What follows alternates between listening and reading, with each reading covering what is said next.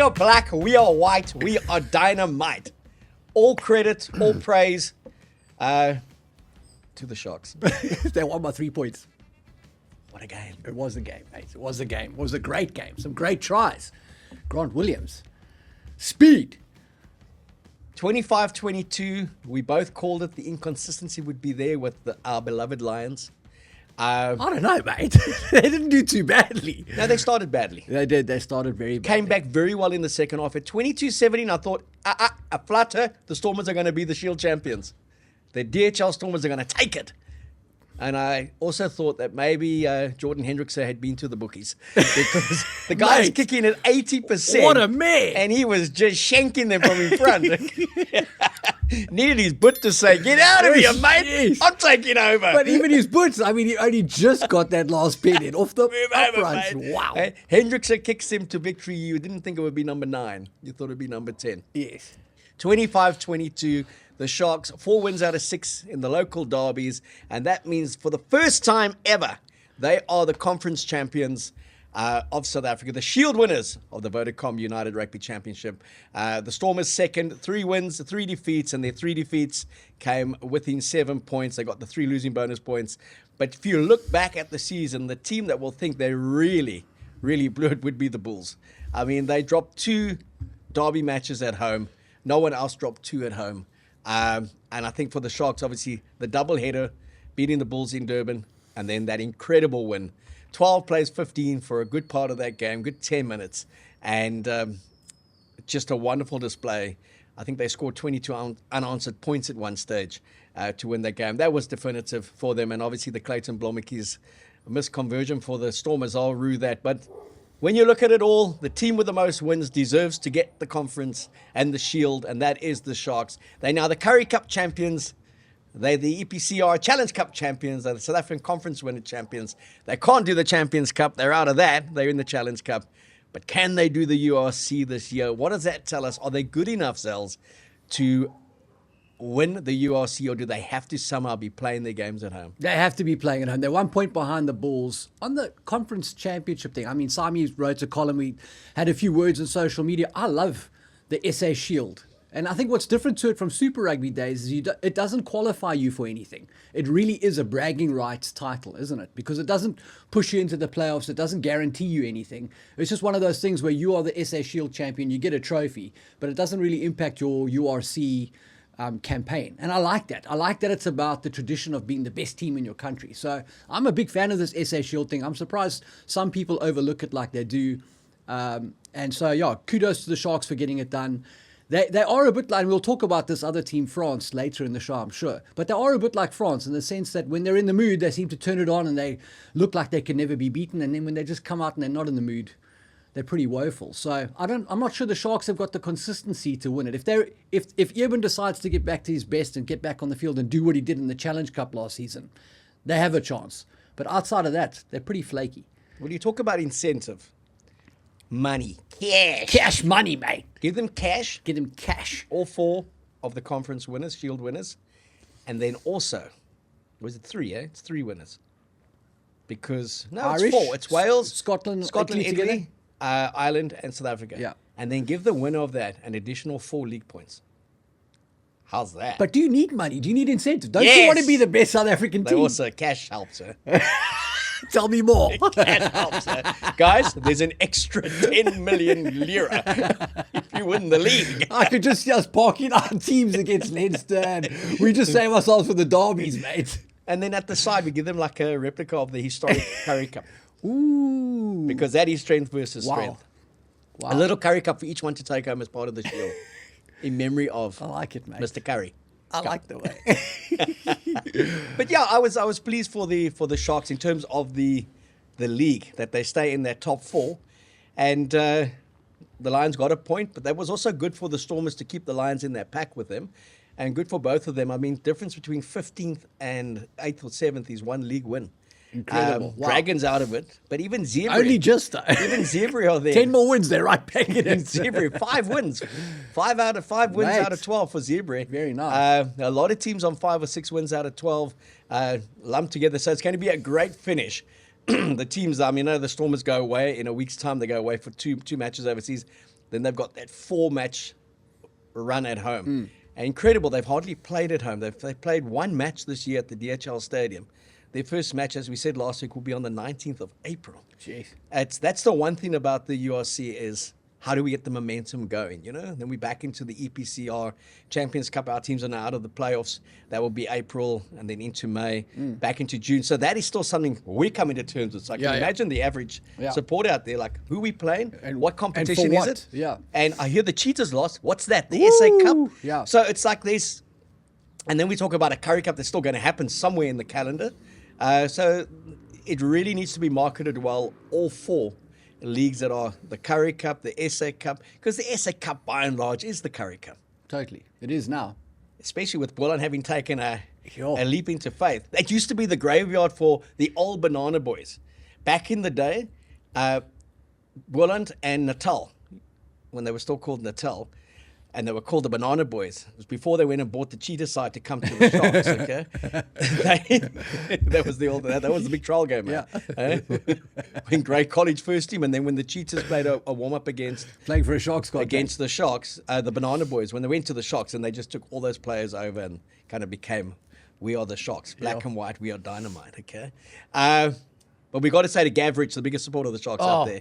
Gav's traveling today. Travel safely, Gav. I know you're on a 6-hour, 7-hour cruise. Hunter S. Thompson-like, Jack Kuriak type, just cruising. Average speed 74. Average speed 74. Watch out for the Wimpies. He's going to be there.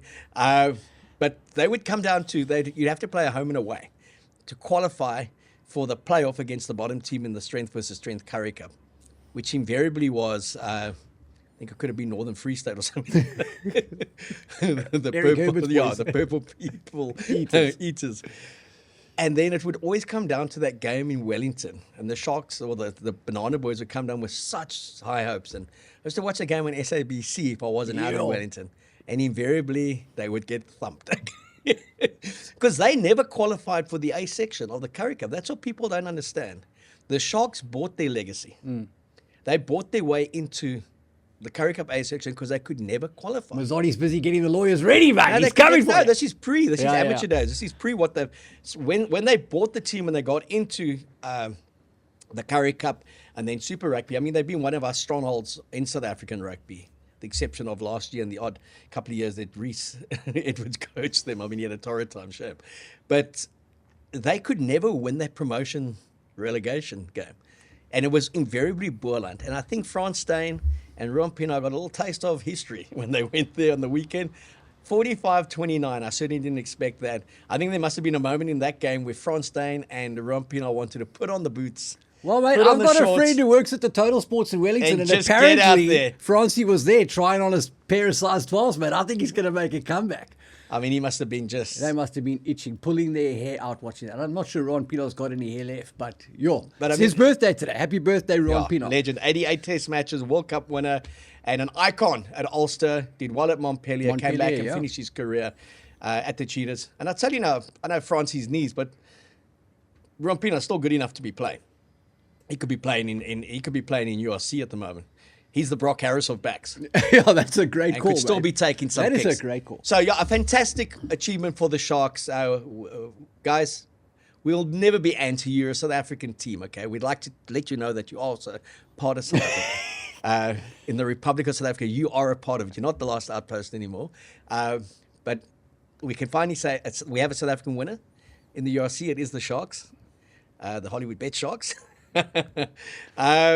And Stormers and Bulls, Lions, all still up there for the URC Challenge, which will start in a fortnight's time again. And then it's just all systems go. 6 weekends in a row, and then we're into the playoffs. And the whispers are abroad that if there's going to be a South African winner, it will be the Sharks more than anyone else in South Africa, that the teams fear coming to Durban more than they do go into that wonderfully charitable place called Loftus. That's because they know that when they come here for the playoffs, those Boks will play. I think that's probably where a lot of that fear comes from. And that will be great management of players. Eben will be back for the last month into playoff mode, just in time for the internationals. Cut off sleeves, mate. Yeah. And Bongi will be starting to hit his straps because he's got a tiggle from Rassie Rasmus when he said, look, Dion Fourie's there. He played in a World Cup final, 77 minutes, captained us for the last 2-3 minutes. If Bongi's not quite there, Malcolm Marx is there, Branners is there. I'm still going to look at him. I don't care what his age is. You got Jan Hendrik coming through, Grobbies. They're probably the main ones. I think that was a message to Bongi. I need to see you in the last month playing well, and I really need to see you step it up in the playoffs. I've got a sneaking suspicion, mate, that the hooker that's going to come through this year as a bit of a bolter is that kid from the Sharks, Ethan Bester. I think Rassie likes the look of him, mate, and I think he's going to get some game time, and I think he's going to take his opportunity. He is a good player. What I do like most about this Sharks conference win is they did a lot of it without the Galacticos. The fact that they've been so successful without Eben, he is such a fundamental part of that pack. Bongi not firing, Ox been in and out in terms of resting or injury. And the big difference that Kolisi did make, he was on the bench in the 38-14 reverse. They were 38-0 down. And he came on, he got the late try. 2 tries, playing at number 8, but his inspirational leadership, he looks happy, looks unburdened. He's playing well, and he will be the captain of South Africa this year. And he'll be the captain of South Africa every year going to 2027, if fit. You don't change a winning recipe. Rassie's made that quite clear. But Kolisi, one of the few, it's him and basically Frans Malherbe. If you take that World Cup group that have committed really to playing for club and country throughout.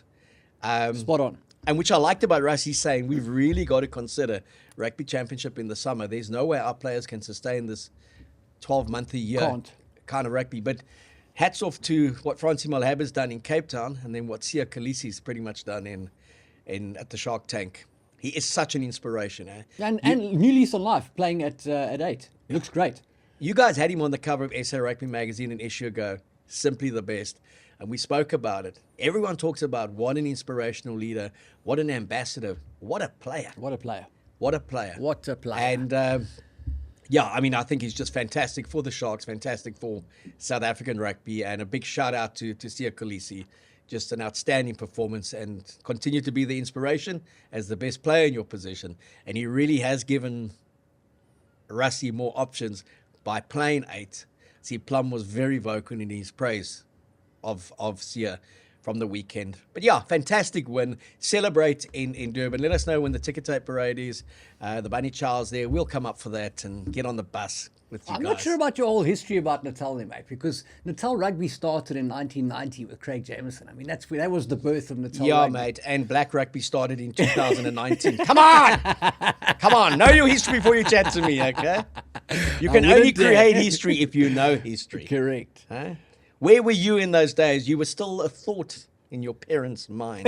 What year are we talking about? Whenever the Banana Boys went down to Wellington and took a beating on that return leg. Yeah. It was always like a 46-29 kind of score as well. I remember the Stormers used to play their preseason games against Boland, and every other year they'd go to Wellington, mate. And we'd go up there, and you'd sit in this hot box of a sort of media booth, and it would feel like it's 40 degrees, and the grass was knee high.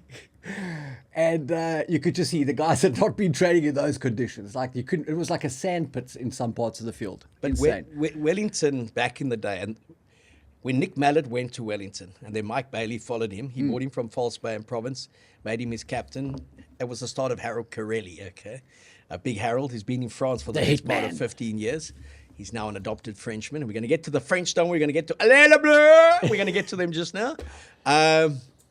But when Nick Mallett coached them, I mean, they were a difficult team to go and beat in Wellington. That was like playing a messy top 14 team. Big pack of forwards, Mike Bailey at 12, dictating things. Stefan de Blanche coming through, a young Stefan de Blanche on the win. They had some good players there. Wasn't Bobby Markram there, Robert Markram? He was Greek, was it? Was he Greek? Yeah. Okay. But there's this one great story that Mark Lawrence tells, that Willand were playing a game, and this blindside tackle came in. He heard he said like a bullet went off, like someone had been shot. He just looked up and he basically penalized Harold Corelli for an illegal tackle. Only when he saw it on the replay was it an absolute legal tackle. But he said it still was so hard. Somebody had to be penalized. So yeah, I mean, it's just great that we see a Boland team winning against, I mean, Cheetahs, no matter what competition they're playing, they're always a difficult side to beat. And Wellington used to be like the old Boetie Rasmus in the old P. Now Kabera is, you go there, you know you're going to have to battle to win. You're going to have to battle at Cadillac Jacks that evening to get anywhere. So it's a tough weekend, but if you survive it, you get on that plane, you feel quite chuffed. Eh? Beautiful.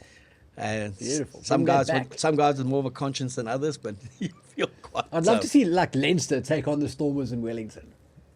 That'd be fun. Yeah, but we'd have to have the Stormers out there for fortnight training. Eh? Just getting used to it. It's like the Nelson Mandela Bay pitch. It looks beautiful, eh? But it's like quicksand. It's apparently like playing on Clifton's Fourth. Okay? So and they used to do that deliberately, and they would never let the visiting team on there. Yeah. And then they'd get on their match day, and those boots would just sink into the grass. It's called home ground advantage. We talk about home ground advantage. Wow, the big game. We both had different opinions. I said it would be Jamison afternoon. You said it would be France's afternoon. It's not necessarily Dupont's afternoon. I said there's no way France goes to the Aviva and beats this Irish team. And you said, mate, they're going to crush them. A 7-1 pack. It's going to be over in the last 30 minutes. A couple of years ago, you called La Rochelle to beat Leinster, and you called on the same premise. You said their pack will be too strong, and Leinster won't have encountered a pack that goes for 80 minutes. Your crystal ball was 100% on song. Mate, a broken clock twice a day and all that. No, look, I'm very impressed with what France did in that match. Obviously, the history is very much against them doing that.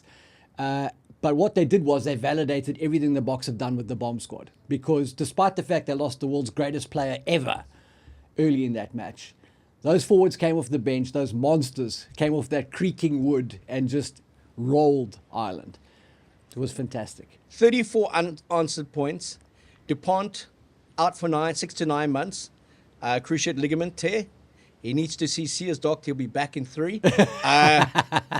Sad to see him go off. It was 5-0 at that stage. It was all Ireland in that first 20 minutes. In the first 12 or 13 minutes, Ireland had 92% possession.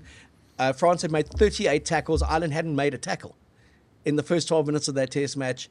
But it was like watching the quarterfinal against the All Blacks in the last 5 minutes when Ireland had all possession. You never got the sense they were going to score. I mean, Shaun Edwards has been brilliant, obviously. Defense was amazing. He's right up there with Jacques Nienaber as the best defensive coaches in the world. It was, you never thought something's happening. They missed James Lowe on the left wing. Big time. That power, that boot of his. They missed Hansen on the right wing. Wow, they missed the imports, okay? Yeah. And the pack got monstered in the collisions. And it was like that Springbok formula. Once they slightly tired, Porter looked up and he thought, oh no, here comes some fresh legs, okay? And big legs as well. Yeah. 34 unanswered points. Maxime Luko, he plays for Bordeaux. He's a bloody good 9 to keep Baptiste Serene out of the French 23. But if you listen to the commentary, you wouldn't even know he played. He was a replacement 9. Never mentioned him, because whoever this Irish commentator is, and I love him to bits, he's very enthusiastic. But he said the 18 minutes, the first 18 minutes, were the greatest 18 minutes as RSM and SARugbymag. I wanted to remind him there was a great 80 minutes Ireland against New Zealand and a great 80 minutes France against South Africa in the 2003 World Cup. 223. So it was riveting in how Ireland, with 45,000 Irish supporters, 6,000 French supporters, were on that French try line for the first 10, 15 minutes of that match. But it wasn't the greatest 18 minutes of Test rugby. That'd be ridiculous. And in that time, the greatest player threw one reverse pass and basically did a job that 89 does. And when Maxime Luka came on, he was outstanding. He was fantastic. But he wasn't Dupont, so he never got mentioned. Yeah, correct. But France made almost 200 tackles in all their matches so far this Six Nations Championship. They've outkicked their opponents except in one match, which is the match against England that they lost. They play fantastic tactics. They back it up with a monster pack of forwards. Well, I did get on. You keep on talking while I quickly look at this, mate. They go forward, mate. They've got depth in those heavies. And as soon as those boys get tired up front, they bring on the next blokes. And they just continue to power up. And I think you look at the finishes they've got, mate. That BLBRE guy who scored the 2 tries Penno. They've got tons of those oaks. He and Chesler must be up there at the moment. 4 winners in World Rugby. Although Okay. Tommy Freeman's also having himself a season. But this guy, I'm at the moment, Kurt Lee, you got a challenger. He plays on the left wing for France, and Penno is not too bad on the right wing. He equaled Serge Blanco's try scoring record. But Nick Mallett's always a go-to for me. What did you think of the game? One of the great minds of World Rugby. And I said to him, morning, France, bloody good in Dublin. He said they really were. Great defence in the opening 10 minutes to keep Ireland out. Galtier copying Rassie with a 7-1 split. Yep. They kick on and trust their defence. They put Ireland under huge pressure with attacking grubbers into the Ireland 22, leaving the Irish last player with no option but to kick it out and concede possession. This was a comprehensive win. They'll be our toughest test on the Northern Hemisphere tour. 8th of November, Paris. It's going to be great. Allez, le bleu, le boc. It's going to be great. I'll be wearing green that day. Maybe we'll be in Paris. Maybe we'll be in Paris. That'll be fun. Then I said to him, do you think the golden generation star is waning as Father Time continues to arrive with regularity for the Irish in key positional areas? And he said, I think they got problems and they'll rejuvenate the team. Sexton's gone, Furlong, Lowe, Bundiaki, Gibson Park, Healy, Omani. Some of them gone, some of them 33, 34, and they're not going to be replaced easily. So as you say, the golden generation players, what's coming in their place? And when you looked at Calvin Nash and Osborne on the wings, that's not Hansen and James Lowe, just to start off with. Hansen's still a bit younger. Bundiakis on the wrong side of 33. Gary Rinrose is getting old. Henshaw's getting old. Prendergrass, to me, is a great talent, but he's not a Sexton. He's not going to be that for 5, 6 years. You take Gibson Park out the mix. They don't have a 9, quite that quality at the moment to replace. And in their front rows, when you lose someone like Peter O'Mahony, there's not a natural replacement for him in terms of what he brings. So I see Ireland, I think they're going to be scarred by this one. To concede 42 points at home, 34 unanswered, and to be 42-13 down with 5 minutes to go in a game that would have created history for them. 3 successive Six Nations titles.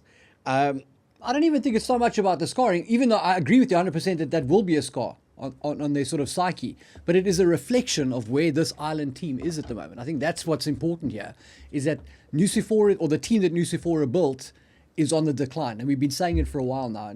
And that's not because they've done something wrong. That's the nature of it. When you've got established veterans, unless you're Rassie and you're blooding 75 players a year and giving everyone a gap, and trusting those guys to take those opportunities, what happens is those veterans block the pathway for the next gen guys. So when those veterans move on, there is a bit of a vacuum. And I think that's the situation that Ireland's in at the moment. Pendergrass looks like a fantastic player, but they don't have a banger to replace Bundiaki.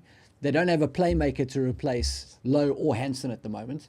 What they do have is 2 great hookers in Sheehan and Kelleher, and they need to find more of that somewhere. That Joe McCarthy's going to be a great lock.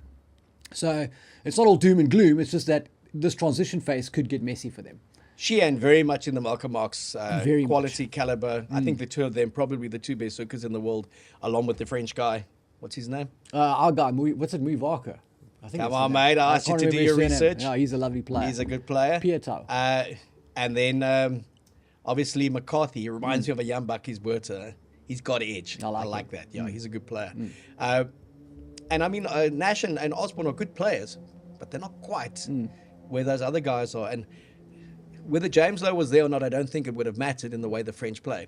But it just showed in his absence how integral he is to their attack. His power in being able to kind of create something every time on that left flank. If he doesn't score, he kind of breaks tackles. He keeps the game flowing. And then that exit, that monster left boot of his, gets the Irish team so many exits, and they struggle with those exits. You kind of just felt that back 3 was too similar in what they offered. And, you know, as you said, as Nick said, that kicking deep and saying to the Ireland, okay, you run it back. And the way, I mean, Shaun Edwards is probably the only guy who could get it right with France and their kind of mentality to discipline them to make those tackles. Because to see a French team as disciplined as we've seen this French team for the last 3-4 years, huge kudos, huge shout out to Shaun Edwards. And for those who don't know Shaun Edwards' background, a rugby league icon as a player and a coach, went to rugby union, one of the first league guys to go to rugby union, was absolutely outstanding in bringing proper defence to it. He was with Gatlin with Wales, and how Wales let him go to France is just beyond me. Guys, absolutely fantastic. And you said mentality, man. It really is about mentality because you have to put in the conditioning work. If you're going to kick long like that, it's that off-the-ball chase and staying connected and all that sort of stuff. It's all related to your conditioning. So the French have definitely put in the work to be able to play this game, and those tactics are suffocating. And then when you look at the match itself, and there's a couple of controversies this weekend in Six Nations. Controversies in terms of people are talking about it. Obviously, the Dupont injury. Fabien Galti outraged afterwards. The French team laid an official complaint that two of the Irish players, Tyburn and Porter, weren't sighted, going for his leg. They say he was targeted. Many on social media saying, as Malcolm Marx was targeted by the Irish, same kind of injury, straight into the knee, clean out. Now, we have different views on that. For you, rugby is a contact sport. It's not ballet, and everything goes. For me, I have a huge issue with the way they police the accidental head clashes. 90% of them are accidental. I've never seen a guy running defensively to headbutt a bloke. And that is a rugby accident, and it happens in a contact sport. So fully with Angus Gardner's kind of explanation, where he interpreted it as a rugby accident and things happen when you're speaking to Aldred, apply that to head clashes as well. Totally. Because a head clash means the guy gets a gash. Sometimes it's not even a gash. He doesn't go for HIA. The other guy gets sent off. Dupont is out for 6 to 9 months with torn knee ligaments, taken out at a ruck where they didn't try and clear his body out. They cleared his legs out, his knees out. And that, to me, is a no-go zone when you're clearing out. We talk about ribs, lower back. But anything on the legs, when a guy's in such a vulnerable position, you shouldn't be attacking the leg portion in a clean out. You should be attacking above the waist. That's why I had against it. I can't believe the citing commissioner hasn't kind of put these guys away for life. I'm glad we're staying realistic and reasonable. After all, it is the greatest player in the world they've taken out of the game. That's probably why something will happen, mate, because if it had been a no-name brand, nobody would even be talking about it. But yeah, as much as it's an unfortunate injury, and I feel for Dupont, it very much, from what I saw, I didn't see clear and blatant targeting. Did they hit him in the limbs? Absolutely. To me, it didn't look like they were going out to try and buckle his knee. They were going out to move him. And so, which is also buckling his knee. That may have been the case, but it's the same in every tackle. Like, you're trying to hit the guy as hard as you can. If the laws say that you can't touch the guy there, then I suppose they have to be cited. I don't know. I just think rugby needs to make a decision about what it wants to do, and I feel like we say this every week. The underlying issue for me is that concussions are nowhere nearly as deadly as they're pretending that they are, and it's not a sort of a pandemic of concussions. So what is the safety for, is my question. Do we want players out there clashing heads all the time and being concussed? No. But I also think we can't be overly sensitive about it, because rugby needs to decide whether it's going to be a collision sport or not. And if it is going to be a collision sport, those things will happen. So you can't live in this limbo state, and you're going to get inconsistencies like that, which is exactly what you'd be moaning. But to me, it's like a coat hanger. That elbow into the guy's jaw. No, you punch him in the face. Punch him in the face. A headbutt. Totally. A really dangerous That's tackle. a red card. That's a straight. Send him. 100%. But I don't care how many times I hear them say he could have been lower. It's happening so fast. The attacker changes direction. And we've seen often, Zels, the attackers now dip their heads. Of course they do. And they go for the bloke's head. And there's a clash. And if it was reversed and the other guy had the ball, it's the attacker who gets sent off. He's now the defender.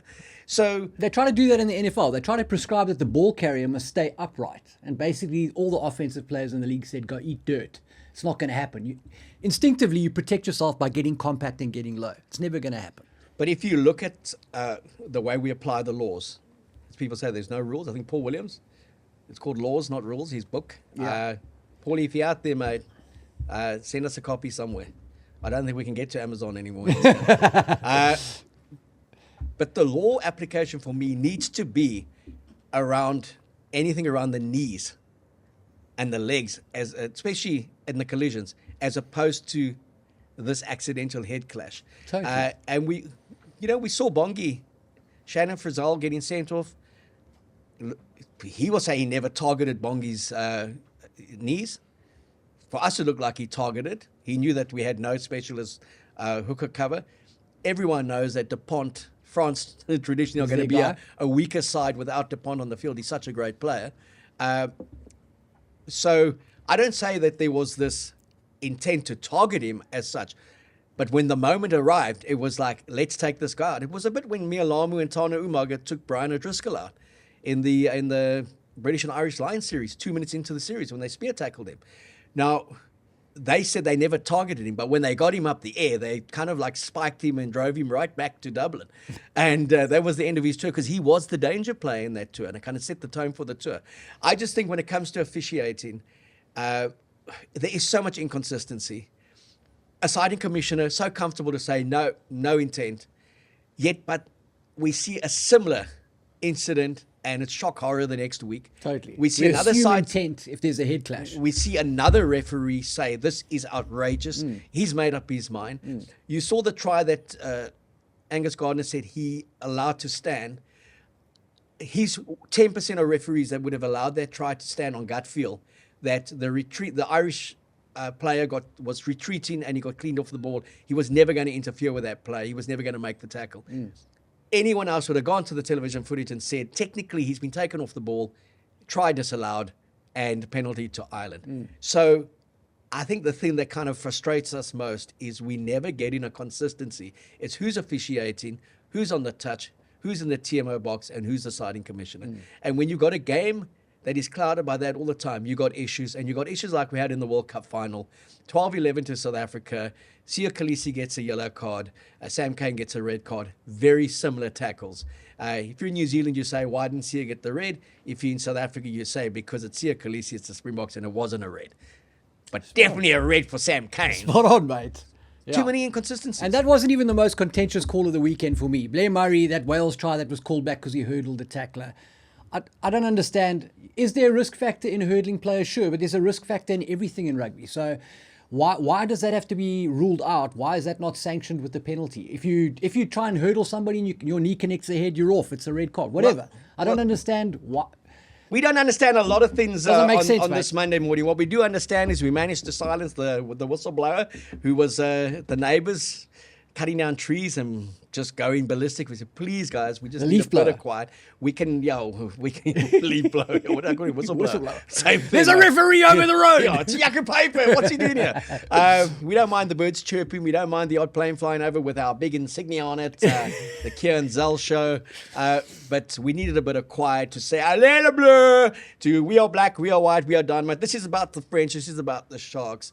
But if you look at the inconsistencies in refereeing, that Crusader that leapt over the Scot, was it another Kiwi went over? I'm not sure. Or Safa. Anytime you dive in the corner, you're jumping. I just disagree with that. Okay, mate. So where we're going to disagree on this is anything knees up. Now, you talk about an accidental head clash. Peter Steph-Toy gets the ball on the charge and he runs knees up, elbows out. How are you going to tackle him?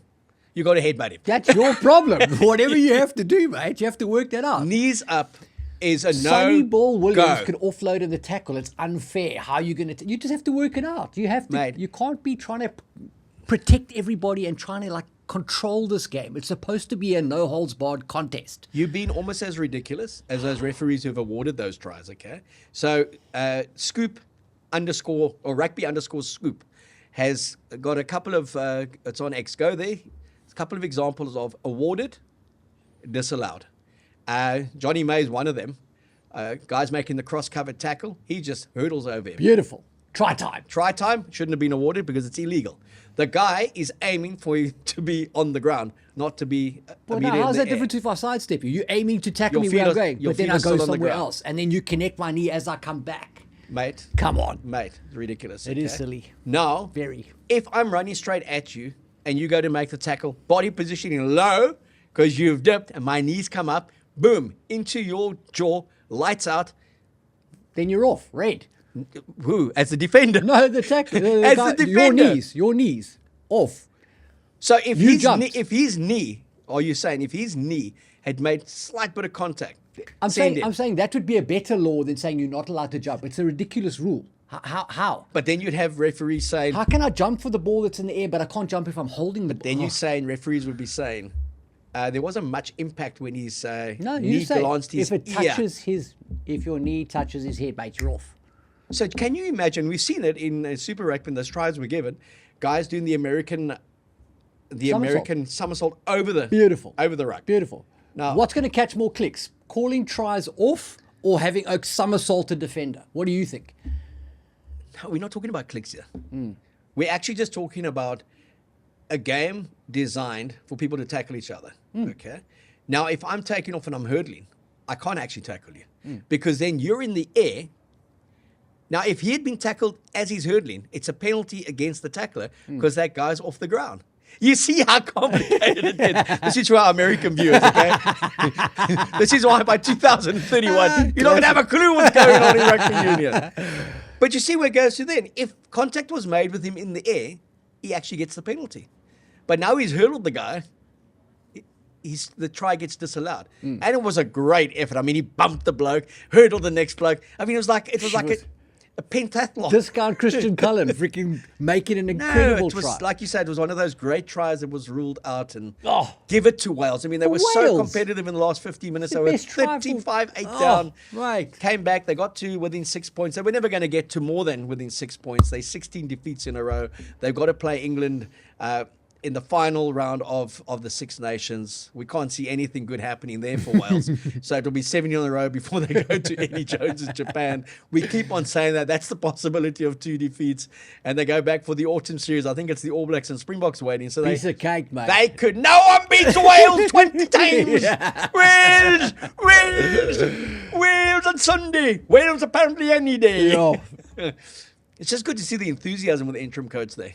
Yes. And I mean, they are definitely a team on the rise. I thought they had a nice jersey. They did have a nice jersey. They kept their side of the field very tidy.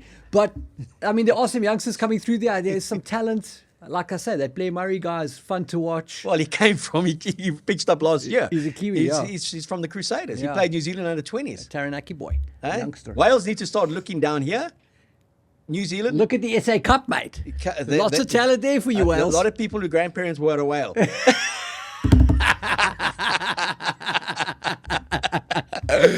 That's funny. And do you know what the beautiful thing is there? It's Welsh heritage. There's always a church that burnt down, eh? You and said and so. the records were in there. Yes.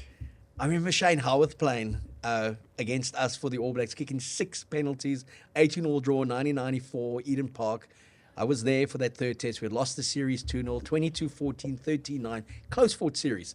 And then I saw him kicking points for Wales because his grandfather was Welsh, New Zealand Maori, All Black, and then Welshman.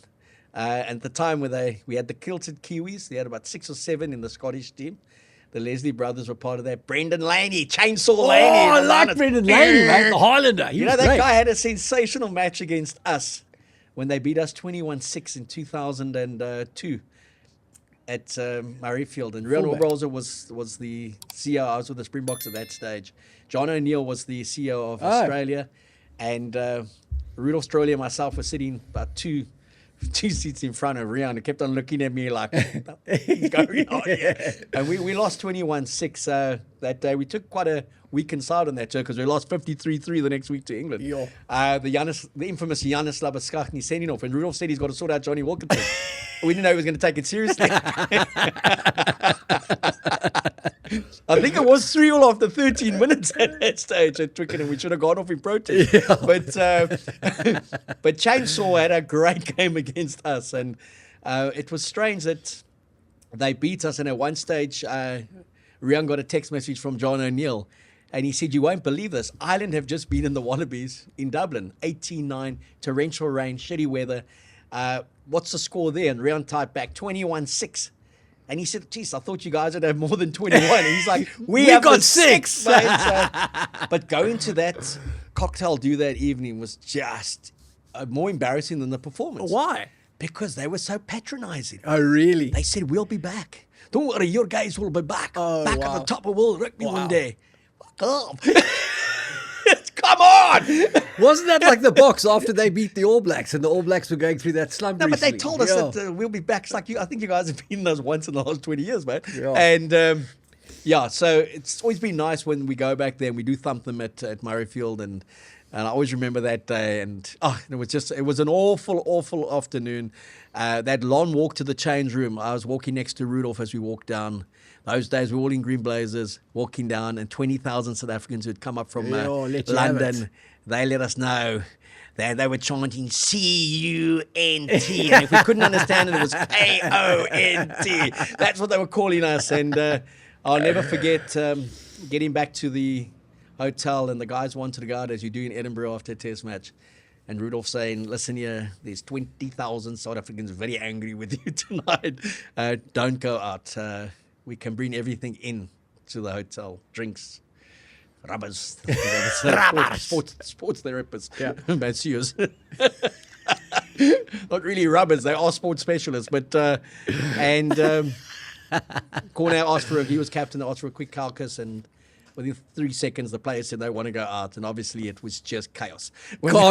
Carnage when they went out. Yeah. And carnage we took a train trip down to King's Cross the next day, the wrong one, 6 hours on the train, with all these South Africans looking at us having lost to Scotland. That's why I love South African rugby at the moment. I love the Springboks. Yeah. To know that we are so good, one in the world, we win more than we lose, and forever may those days be gone where we're losing to Scotland 21-6 on a 6-hour train trip in our tracksuits. Can France lose to Scotland in Paris? They have in the past. I don't think now.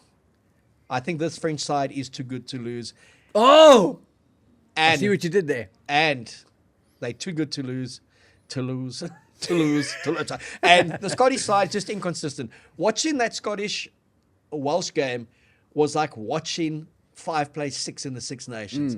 Entertaining, wonderful. Scotland always going to be too strong at home. Yeah. Wales not giving up, playing with freedom. No care in the world because there's no consequence.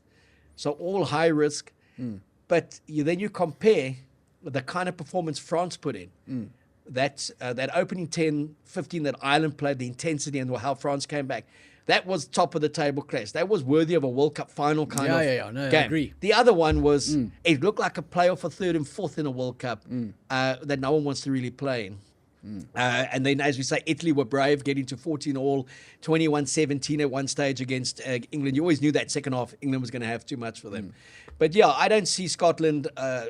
even though they've done well against France in the past, they seem to have a pack that can trouble them. I just think this French team is too good. And strangely enough, they have to play as that collective when there's no Dupont there. And there was just so much more cohesion around and maybe responsibility that these players took because they knew there wasn't a Dupont. And the one thing about the French is when they feel they've got a cause, well, you may as well not pitch up, okay? And that's what makes that Bok win in the World Cup quarterfinal so spectacular and so sensational. I've watched that game a few times. To me, that was the game of the tournament. I know the All Black Ireland game was fantastic the next day, but I don't think any other team in World Rugby would have been within 20 points of France in that first 25 minutes. How he withstood that physical onslaught, scored 3 tries with counter-attacking brilliance, and hunting there in the second half. Kicked out points, incredible charge down from Cheslin, but it's the only time I've ever seen that feared Bok pack come off second for most of that contest. And then to still edge them, I mean, that was France's World Cup final. They win that, they cruise. Totally. And if you ask me about the quality of the Springbok side, it took the most incredibly special group of players to go to Paris and beat that French team in a World Cup quarterfinal as we did, 29-28. So I don't see Scotland being anywhere near that team. And I know France have faltered in the past. I think 2021, they had to win with a bonus point to take the title over Wales. And they lost 27-23. Dupont van der Merwe scored a great try in the end for Scotland, not for South Africa. But yeah, no, I think this is, you called it last week. You said Dublin is going to be France's day and it's going to be their championship. I doubted it. I counted you and you absolutely humiliated my prediction. And even at halftime, I was texting you on my way to a lovely Spitbraai, telling you by the time I get to the Spitbraai, Ireland will be 2 scores ahead. And by the time I got in the car, Ireland were 2 scores behind. Well, to be fair, after you said that, Sheehan did score a try. I thought, oh no, here we go. Yeah, by the time I got there, by the time I walked in, it was 42-13. Where have I been? When I left Ireland, we're ahead. The drive out to Takai. Yeah. But I got there 42-13 and watched 2 quick tries from Ireland. And so sorry I got in a car, Ireland, for the superstitious out there. I may have cost you 34 unanswered points. Wild. What a But result. jeez, it was incredible. Eh? It Yeah. was like the 1909 semi-final, 24-10 down. John Aloma scored 2 great tries. Total command. New Zealand at Twickenham. Again, I was very blessed to be there that weekend. That semi-final, and then the preceding day was obviously that incredible semi-final between South Africa and Australia. 18-all final whistle. Yanni de Beer into the wind. Yeah. And there's a great story there that Oosterhunt had gone on an interview with the Australian media and said, there's no way we can lose it because God is always on our side in World Cups. Okay. And so the Courier Mail ran this big piece. So whose side is God really on? And Oosterhunt ours. And Jim Tucker, who was working for the Courier Mail, was sitting right in front of me on the grandstand side of Twickenham, or the press box side at that stage. 18-15 to Australia, 1 minute to go. Ruck formed at the tunnel. Hands in the scrum, according to the referee. Penalty South Africa. And he turned around and he said to me, I think Aussie's right. God into the full side. I don't think you guys can lose. And then there was obviously the famed drop goal from Stephen Really, Larkham. yeah. And what people don't forget, there was still another penalty from Matt Burke, 27-21. Great result. But going back to that French performance, there was a 30-minute period where they looked possessed. They looked angry. Something happened. I don't know what happened in that change room, what they were fed, what juice they were given, but New Zealand was just never in that game.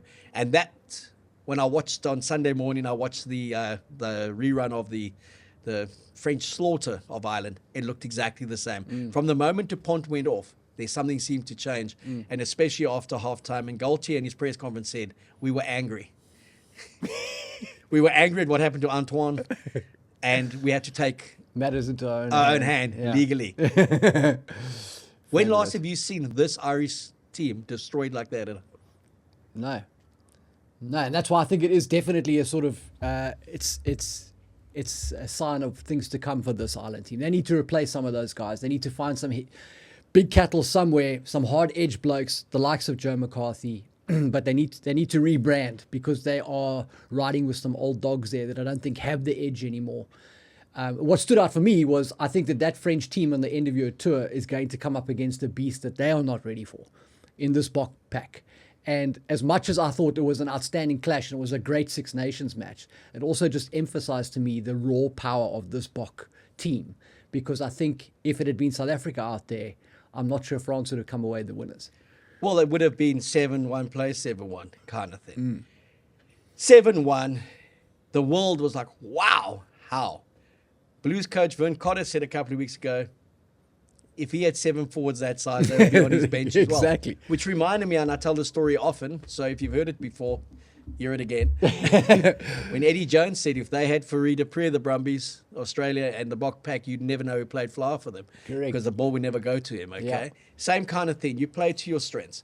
And I would love to see the 2 starting 15s on the 8th of November in Paris, and a bench impact split of 8 forwards on 8 forwards. Oh, That would be bliss, because you've got a Cheslin Colby who can play 9 if there's an injury. yeah. And France have got enough on their wins that one of them can play 9. I would like to see 2 packs go for it and 2 packs go for it again. And whatever is left standing in the backs, you do your thing, man. Glorious, mate. That would be groundbreaking. Glorious. 8 on 8. But have you noticed that no one's asking for the rules to be changed in France? Yeah, precisely. And in Europe, no one's asking for a rule change that you've got to limit it to 5-3, because it's not in the spirit of the game to play 7-1. It added such drama to that game when they came on, 5 of them at the same time. It's just bliss, man. Spirit of the game. It's such an amateur holdover. As much as I love it and the tradition and all that sort of stuff, you can't be a pro sport and be talking about the spirit of the game. When it's about money and winning and professionalism, the spirit of the game thing goes out the window. You can't keep it. It's unfortunate. It's one of the things that you have to let go with moving from amateur to professional. Rugby just has never accepted that. Well, I mean, they won't accept it while you've still got World Rugby running things. Correct. And you've got elected officials at that as such, and not hardened business people. But did we see a repeat of Leinster against Toulouse and Toulouse to win it comfortably in Cardiff in the Investec Champions Cup final. Was that the dry run to that and I the think kind of game we're 100% going to spot see? on. I think spot on. I think that's exactly what it is. I mean, those clubs definitely drive those national teams, and I don't think that's by mistake. I think that's the nature of the structures in those countries, that they very much, the club scene kind of props up the national team. And so, yeah, definitely Leinster to lose. I mean, I don't know who's going to stop Toulouse, although Leinster obviously have the capability to do it. I just think Toulouse are just too powerful. And then when you factor in the likes of Bordeaux and French rugby's in a good space. But 42 points, 34 unanswered at the Aviva. Now, if this had happened in Paris or in Marseille, you could have said just one of those nights that the French turned it on, especially in Marseille, at the port, where it can go horribly wrong for any visiting team. But to go to the Aviva, capacity, as the commentator said, probably 46,000 Irish that could get in. The rest were all outside. That kind of start that Ireland had as well. It wasn't that that's probably their best opening period of the Six Nations. That has to. It's massive. That has to cause some damage to the psyche. We know how much damage it caused losing that quarterfinal. They talk about it. They still haven't recovered from the 28-24 defeat to New Zealand. We also know how Leinster seem to have struggled in the URC from some damaging semi-final defeats because of the obsession that they prefer to win the Champions Cup if they've got to balance the two, Champions Cup v URC. In 3 seasons, they haven't got it right. They've stumbled in the final stretch in both. You don't comfortably see the All Blacks, when they've been on top of their game, take a beating like that at home. And a Springbok side on top of their game has never taken a beating like that at home. This isn't an Irish side that's struggling. It's an Irish side that was going for their 3rd successive Six Nations title, saying goodbye to 3 of their golden generation players who got pummeled. Got absolutely monstrous. Beautiful. It talks to the game, though, right? It's about power. Yes, you need skill to turn it. This is, by the way, the French Federation football. One of my favorite teams outside of Argentina and Bafana is the French football team. Is that a Nando's logo, mate? It's not a Nando's logo. It's a cockerel. And beautiful Adidas cockerel. But yeah, I have to wear French blue today in honor of a victory. If you love rugby, okay, you just had to love that performance. Glorious. And just applaud it. And that's what I could never understand when some of those great All Black sides put on a show like that, how people couldn't just say, wow. When the Box put on a performance like, wow. The people couldn't say, what an incredible display by the Box to edge France in that quarterfinal. It's like, they were lucky, they were cheated. Just enjoy the theatre of what that was. And that was just magnificent. That was Test rugby at its best. Agreed. If not necessarily the finest ever.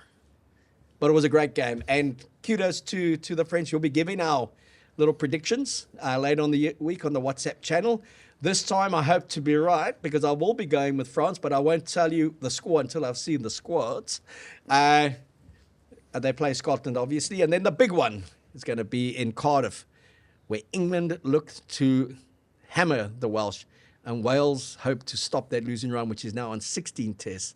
And then Ireland travel to Italy, battered mentally, but they should have too much for them as well. But those score predictions, for those of you who like to put a wager on and a flutter on games, listen to what Zels and I have to say. Whatever Zels has to say, go with it. Whatever I have to say, go against it. No. Because when it comes to French rugby and understanding the potency of big games, the Mexican over here is on top form. And I've got to tell you, I got a great message from Monty today. That's Percy Montgomery. 102 test Centurion legend. Been at Pazula for the last 2 months. He is training for the Ultra Iron for the SA Rugby Legends. And he's doing the swim, 3.5 kilometers in the sea. Monty has dropped serious weight. He's no booze for the last 8 weeks. This guy's on fire. He's got the mentality that he had when he played in a World Cup final. He's been training with the Dolphins, And mate. he's been training. He's out in the sea, 3.5 kilometers. Just an icon of the game, and he's going to do it again for the Legends. But he sent me a little note this morning when I said to him, good luck with the week, good luck with your training. And he said, thanks. And I said, I said, have a strong week. He says, I'm trying. These swims are slowing me down. You too, but strong week. Just want to come home now. Almost race time. I said, keep on inspiring us, given that I'm on a 5-week streak in the gym Yes. to show people I haven't eaten you. And he said, yes, boss. Loving the shows, you and Zels, that little effing Mexican, or whatever we're going to call him. See you guys soon. And F the Irish. Alain Bleu. That was from Monty. So, I love it. So, yeah, we're going to wrap it up with a little discussion around Super Rugby Pacific, huh? Yes. And then obviously Rassie's alignment camp, which I call an enlightenment camp of the last week in Cape Town, where he was very generous with his time with the media, as were his assistant coaches, and gave a lot of insight into his thinking for the year ahead, for the season ahead. Super Rugby Pacifica, Waratah's the only team unbeaten. Yes, I saw that. They've played 3. Most of the teams have played 4, but they've played all 3 at home. They burst the Western Forces bubble a little bit. But big wins for Mahana. First one of the season. Ardie Severe leading Mahana against the Hurricanes and winning at North Harbour Stadium in Albany. And for those who don't know New Zealand very well, North Harbour is like the stronghold. It's like Hermanus of old South Africa, okay? So Browns Bay is called Brains Bay. If you go there, you're going to hear a lot of Afrikaans smoke. You're going to see a lot of South Africans there, first, second generation. A lot of the schools there, a lot of South Africans in it. I think Westlake, one of the top schools. I think probably about 35% South African in that. If I'm wrong, correct me, guys. Put it on the comments. But a big South African contingent in there, and they've taken Mahana and they've adopted them as their team because obviously they're not crazy about the Blues. They're the old Auckland. They're on the other side of the Harbour Bridge, and the two shall never meet. Ooh. North Harbour and Auckland. So a great win for them. And then the Fiji Drua. Wonderful win at home against the Chiefs, 28-24. Everyone raving, and I'm among the ravers of this competition. It is great, but it's got nothing to do with the Drua being in there or a Samoan specific side being in there and with the South Africans being out of there. It is a tournament, as we said last week, Zals, that caters for good weather, fast pace, different law applications, and the one you'll love, the Uluru hurdle there. I love it. See, that's how it should be, mate. Some of the best athletes in the game, I would say, in that region of the world. I mean, the Fijians, if you watch them play at sevens, you know. Massive guys, massive athleticism, huge burst, speed, and then skills to top it off. You put that all into a mix on a fast track, and you get some beautiful rugby highlights. So Super Rugby is definitely entertaining. So if you look at the Mahana game, did you see the hurdle lead up to the try? Yes. By Miracle. Yes. Yes. Miracle, the hat-trick man. The hat-trick man. Yes. Give me his surname. No, mate. No, Give me his surname. No, mate. It doesn't flow off the tongue. You can do it, mate. I really can't. But Ardie Severe leading, played 131 times. He played for the Hurricanes. Could have been 134. I think it's 131. And he led out Mohana for the first time against the Canes, and he got the win. So a fairy tale for him. And to watch him and Tana Umaga at the press conference afterwards was very cool. And they are a wonderful addition, and they just need to be more competitive. You just don't want it to be like an All Black plays Samoa kind of test match every time and they get rolled, and the best Samoan players end up obviously playing for the All Blacks or for the Wallabies or for England. So Hurricanes bottom of the log there, mate. yeah, and the Blues. The Blues 1 from 4. Hurricanes 1 from 4. It's still early days. Nice to see the Crusaders coming back. Will Jordan, your man, outstanding, and Severis. 61 tries now. Super Rugby's his level. Well, when he looked good finishing there, but Will Jordan, great.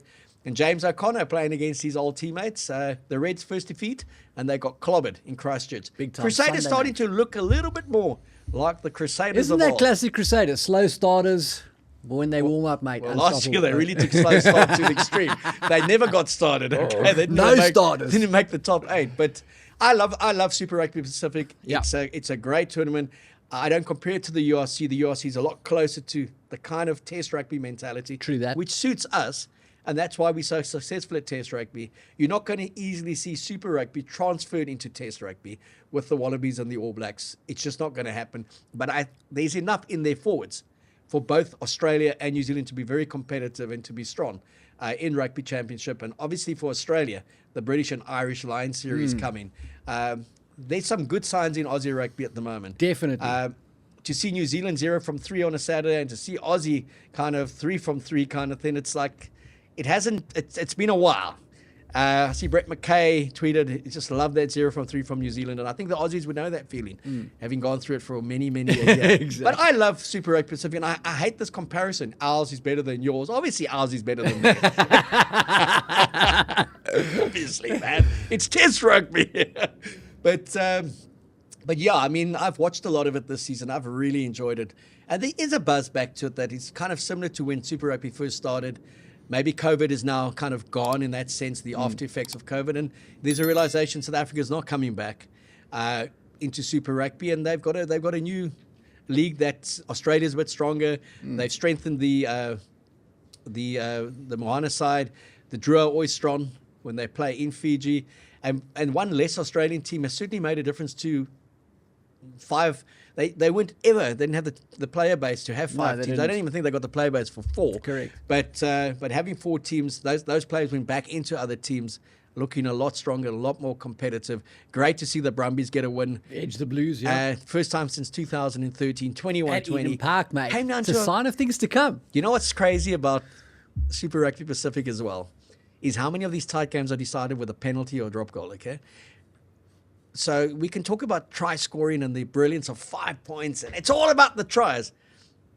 But big matches, playoff matches in rugby are invariably decided by one thing, and it's off the boot, not off the hands. It's True a that. kick. True that. And kicking is so crucial to the identity of rugby union. Exactly.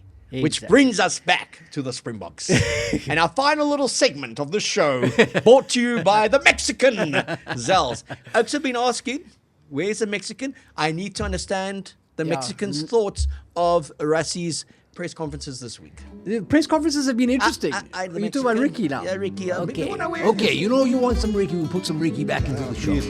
So Ricky's been looking at Rassie. He's been watching some of these press conferences that these Springboks have been having. They've been staying here in Cape Town at the Cullinan. It's been interesting to watch some of the things that come out of his mouth. He's talking a lot about his coaching team. And Rassie's saying, he's got all these coaches, all of these different players in his mix this year. Nobody really knows who coaches what in this team. Who is the defense coach? Who is the attack coach? Nobody knows. They just say everybody's coaching everything. It says, Rassie says, Shanana. I don't know if Ricky's been to Australia for about 6 months, mate, because there's some weird kind of Aussie twang that's in the Ricky. There's not that hardcore Latino, homie, bro, kind of thing. He's gone vegetarian, man. Listen here, everyone knows what they're doing in that Bok team. They're a bunch of winners. They have 21 management personnel now. The only one that still has to 21. come back is Jacques Nienaber. Hopefully he'll be back just before the He'll be back in time, mate. 2027 Don't you World worry. Cup. Felix Jones, great to have him back. Everyone knows their role mates. They also know where they sit on the second bus. Exactly. Because now it's one bus for the players and one for the management. But alignment camp happened in Cape Town. As I said, Rassie's very generous with his time, spoke to the media, kind of gave his plans, spoke about all players, 80-plus players involved in person in alignment camp and also online in the alignment camps. Those were the overseas players and obviously Johnny Roach and one other local. 13 tests in the schedule. He says he wants 15. He's also playing the Barbarians Football Club, historic game in South Africa. First time ever they will play against the Springboks. It's a non-international, but 2 extra tests. Who knows? Maybe England still is part of that test, and we do a grand slam of sorts at the end of the year and put Scotland in there as well, and France, and Italy, and we do the Six Nations. Play to January. Hey, imagine they add those two and we do the Six Nations at the end of the year. We do the Six Nations in 6 weeks. November into December. Rassie's just said they've got to move the rugby championships, play less rugby, mate. Just listen to this. France win the Six Nations. And because of who we are, we go and win the Six Nations in the same year. And we beat all of them Oh, I love it, on mate. tour. Do it. And then we're the world champions, the rugby championship champions, and we're the Six Nations And champions. what more can we do? That would be great, eh? That would be lovely, mate. Without 80 players. But can they win the SA Cup? Without 80 players. Indeed. Speaking of those 80 players, do you think Rassie's going to roll the dice in some of the biggest games that we're waiting for this year? Or do you think he's going to play around in smaller matches and then go back to the A's for the main games? I don't know. You'd have to ask him. What do you think? What would I do? What do you think he's going to do? I think he's going to be very strategic and selective as he was last season. I think the blueprint was pretty much last season where there will be certain players he will play in big games to see if they've got it, but he won't hand a player out to dry. No, sure. So if you look at the selections they made against Portugal last year, you look at the selections they made against the All Blacks, where he played Rassie and Sasha at 15 and 10 respectively, and he played them throughout 80 minutes. And didn't panic during that game, even when New Zealand was 27-17 up with 10 minutes to go. He kept them on. They had to play out the game. I think you're going to see that integration, but where you have a senior player, maybe like an Eben, a Sia, a Bongi, a Frans Malherbe, who are getting on in years that their game time has to be managed, you may find big games, you may say, you're on the bench or you're not playing this game. I need to see if I've got an Eben-like replacement for 2027. Yeah. I need to see if this pack is as inspirational without Sia there. And I can only see it when we play big games. Well, that's exciting, isn't it? I think it's exciting, but I do think that there may be a squad kind of mentality when they go and play. I think everything thrown at that first one in Eden Park, depending obviously on who's fit, but that changes made to that second one in Wellington. Not going there and trying to win it with the same 23. But if you ask me outside of the Eden Park one, I think everything will be geared to the best 23 that he believes can play will be in Paris on November the 8th. And I would love to see 7 to 8 forwards on that bench as well. That is obviously Eden Park, 50 unbeaten test for the All Blacks. It's the one they put on the line. Shout out to New Zealand Rugby Union and the All Blacks to say we're willing to go up against the world champions, possibly one of the best teams ever.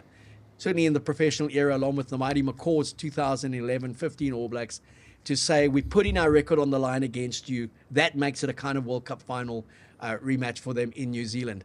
But France, the form they showed against Italy, the form they showed against Ireland at the Aviva, makes that November 8th game the one that everyone wants, especially in Europe, because they haven't played each other since that dramatic quarterfinal. So, yeah. If you have to pick one, if you could only win one as the Bok coach, which of those two are you taking? France. Really? Yeah. Really, Yeah. eh? Sure. Because I think France is a better team than New Zealand at the moment. So if we're looking at where we're tracking, you'd want to really do France. We know we can beat New Zealand. We've beaten them often enough now in the last 4 or 5 years. But France, you want to put down a marker. You want to leave an emotional scar in there. I want to win at Eden Park, mate. I want to win both. I want to win at Eden Park. Yeah. Do you like era or bubbly? Both, okay? So, Eden Park would define the legacy of this team, of these group of players. Absolutely. But France is, we talk about mental scars and doubt that you can cast. If we can go and beat France again in Paris, they'll have no price when they play us at the World Cup. Should they play us at the World Cup on neutral ground. It's like a team that comes and does us at Ellis Park on our biggest occasions. You don't then beat them away. No, sure. You're not going to beat them away from home kind of thing. Sure. But yeah, I mean, Eden Park is going to be special, okay? The last time we won there was 1937. And the time I really thought we were going to win there. Was Wonky in that game? Yeah, no. Eben was there. He's just pacing himself for this one, okay? I think Rassie may have been there as well, okay? Working the lights. Scoreboard. Working the scoreboard. So I think it was 17-6 in that final test match. Yes. But remember, tries were 3 points. It was like 12 tries. But also like about 70,000 people packed around Eden Park that day. Just wonderful occasion. Who was the TMO? Maurice Jonker. But back in the day, those Oaks went out and they played 11 matches in Australia and 17 matches in New Zealand. And they lost one. Different gravy. And that was I think they lost 2. I think they lost 1 in Australia, like outside of the Australian test, but they lost the first test against New Zealand. I think it was 26 out of 28 matches. They were not good enough. No, not good enough, mate. But they away for 6-7 months. So we go and play 2 test matches. It's not really a series. It's not a tour. But in 2030, we go back for 5 Super Rugby matches, 3 tests, and apparently a 4th test somewhere along the road, probably America. So that will be the closest we'll get to test matches. Eden Park, 6th of September. Put it in your diaries. I'm already starting to save, get the overdrafts going to get over there. Take my mate here, Zels, with me, and Imad, take him with me. And then obviously, we've got to try and get to Paris. just to enjoy the spectacle of Alele Bleu looking a bit down. We give them the kudos for when they win, but there's three teams in World Rugby at the moment. It's the two teams are France and South Africa, and New Zealand's coming, and I think Ireland's going. Spot on. I think that graph's going. What do you say? I agree 100%, mate. Ireland's on the way out. France, South Africa, New Zealand. Don't write off the Argentinians, mate. As much as they're not world beaters, I get it. They're not in the tier 1 frame. I love those boys. I also love They're those dangerous. boys. They're dangerous. I love those boys, but they're like a good Welsh side and like a good Cheetah side. They're never going to come first. They've got Super Rugby going there now. They're never going to come first. They're going to win a Graham and then they're going to lose. So if you talk about the top dogs, it's got to be South Africa, France, New Zealand's coming, as I keep on saying, and Ireland. Nah. We've seen the best of Ireland for now. When Johnny Sexton went, Ireland started going, and they're all going now. And their pathway now, they've got to start looking again. They started looking at Super Rugby Pacifica. Do we get 3 or 4 players here? What's happening in the SA Cup and URC? Can we get another 2 here? Can we bring in 5 that are going to be pivotal to the renaissance of Irish rugby? But you know a guy I felt really happy for? He's Charles Kraus, the CEO of the United Rugby Championship. He's based in Dublin. He's a great South African. He's had to go in there every day and hear about Ireland being 1 in the world. But now they're 3. They could have been 4. But they're no longer top 2, mate. Oh! How does Order that has make been you feel? restored, mate. Order has been restored. Law and order and the rugby world rest this week with the top dogs. South Africa and New Zealand. 1 and 2 in the world, the way it should be.